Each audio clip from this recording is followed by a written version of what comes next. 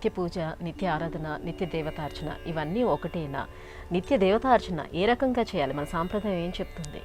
బాగుందమ్మా. నిత్య పూజ అంటే ప్రతిరోజు చేసేటువంటి పూజ.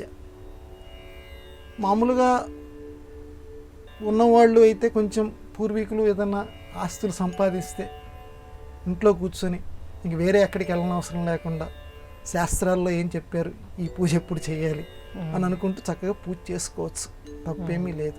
ఇన్ని గంటలు చేసుకోవచ్చు. కానీ ఉద్యోగస్తులు ఉంటారు, వాళ్ళకి ప్రధానంగా మనం చెప్పుకుందాం. డెక్కాడితే కానీ డొక్కాడదు. తెలుగువాడమ్మా నమస్కారం.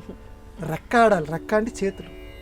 అంటే చేతులు ఆడటం అంటే వాడు ఎక్కడో ప్రయాణం చేస్తున్నా చేతులు ఉపయోగపడతాయి. రెక్క ఆడుతూ ఉండాలి, రాస్తూ ఉంటాడు, అది కూడా రెక్క ఆడటమే కాదు. రెక్క ఆడితే కానీ డొక్కాడదు. ఆ లోపలికి ఆహారం వెళ్ళదు, నెల జీతం వస్తుంది, దాంతో ఏమైనా కొనుక్కుంటాడు తన కుటుంబం. కాబట్టి రెక్క ఆడితే కానీ డొక్కాడదు. మరి అటువంటి వాడు నిత్య పూజ ఎలా చేయగలడు? మన సంప్రదాయంలో ఉన్నటువంటి పూజల్ని ఏ రకంగా వాడు నిర్వర్తించగలడు అంటే అన్నమాచార్యుల వారు గొప్ప దారి చూపించారు. నిత్య పూజలు ఇవిగో నేరిచితినహో ప్రత్యక్షమైనట్టి పరమాత్మునికి. మనందరికీ ఒక దారేసి చూపించాడు.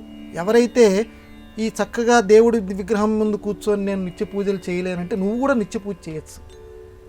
ఎట్లాగా చెప్తాను విను, ఈ సూత్రం నువ్వు బాగా వంట పట్టించుకో అన్నాడు. తనువే గుడి అట.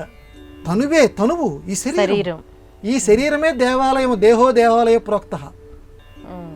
కాబట్టి ఈ దేహమే దేవాలయంగా నువ్వు నీ శరీరం ఏదైతే ఉందో దాన్ని నీ గుడి అనుకో. తనువే గుడి అట, తలపే శిఖరమట. కాబట్టి ఈ లోపల ఏదైతే నీకు ఆలోచన జరుగుతోందో అదే ఆ గుడి మీద ఉన్నటువంటి శిఖరం కింద నువ్వు భావించు. కాబట్టి నలువైన రుచులే నైవేద్యములట. అంటే నిత్య పూజలు ఎలా చేయాలో చెప్తున్నాడు. నీ కొనడానికి డబ్బులు లేవు, అన్ని నైవేద్యాలు నువ్వు స్వామివారికి నువ్వు పెట్టలేవు. ఓ పని చెయ్యి, నలువైన రుచులే నైవేద్యములట. చక్కగా మా రాముడు ఇట్లా చేశాడు. చిన్నప్పుడు వాళ్ళ అమ్మ ఎత్తుకుంటుంటే ఏడ్చాడట మా బాలరాముడు. ఏడ్చి చక్కగా అదిగో చందమామ నాకు కావాలని ఏడ్చాడట. అప్పుడు చక్కగా అద్దంలో చందమామను చూపిస్తే అప్పుడు ఏడుపు మానేట. ఇది వింటుంటే ఒక రుచి ఏర్పడుతుంది, ఏదో తెలియనటువంటి ఒక తీపి మనకు కలుగుతుంది భక్తులకి. ఈ రకంగా రకరకాల రుచులు ఉన్నాయి మన పురాణ కథల్లో. వీటిల్లో భగవంతుడి గురించి చెప్పేటువంటి చాలా విషయాలు ఉన్నాయి. అవే వాటినే తలుచుకుంటూ ఉండు. నలువైన రుచులే నైవేద్యములట. అంటే నిత్య పూజలు ఎలా చేయాలో ఆ మహానుభావుడు చెప్తున్నాడు. అలాగే కలకలమను పిడిగంటయే నాలుకట. మరి పూజ చేసేటప్పుడు గంట కొట్టాలి కదా. గంట కొట్టేటప్పుడు ఏముంది గంట అంటే కలకలమను పిడిగంటయే నాలుక. ఈ నాలుకే గంటట. ఈ నాలుకతో మనం మాట్లాడుతూ ఉంటాం, రామ రామ రామ రామ, లేకపోతే కృష్ణ కృష్ణ కృష్ణ, నీ ఇష్టం వచ్చింది ఎవరు ఏ దైవమైనా అనుకో. ఈ రకంగా కలకలకలం అంటుంటుంది చూడు.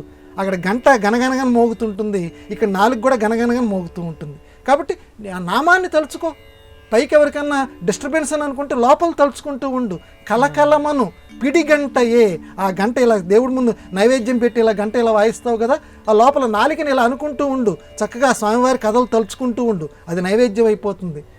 ఆ రామారామ నామాన్ని జపిస్తూ ఉండు, ఆ మాట్లాడటమే అదే చక్కగా గంట అవుతుంది. నిత్య పూజలివివో నేరిచితినుహో ప్రత్యక్షమైనట్టి పరమాత్మునికి అని చెప్పి మొత్తం మహానుభావులు ఈ జీవితంలో ఎలా కావాలి అంటే అవసరం అంటే ఆ రకంగా ఆర్థిక వనరులు ఉన్నవాళ్ళు, సమయం ఉన్నవాళ్ళు సంప్రదాయానుసారంగా చక్కగా పూజలు చేసుకోవాలి, తప్పదు. అంతేగాని అది లేనటువంటి వాళ్ళ విషయం చెప్తున్నాడు అన్నమయ్య. అది లేనటువంటి సమయంలో నిత్య పూజ చేయటానికి మనకు సమయం సందర్భం అనుకూలించినటువంటి సమయంలో వాళ్ళు ఏ రకంగా పూజ చేయాలి అంటే ఈ రకంగా పూజ చేసుకోండి మీరు అని చెప్పి వరుసగా చెప్తూ వాటన్నిటినీ కూడా అంటే మొత్తం మీద స్వామిని మనం ఆవాహన చేసుకుంటూ ఉండాలి. దాని పిండితార్థం అది. ఆ పూజ కంటే కూడా ఈ పూజ నీకు చాలా విశేషమైనటువంటి ఫలితాన్ని నీకు అందచేస్తుంది.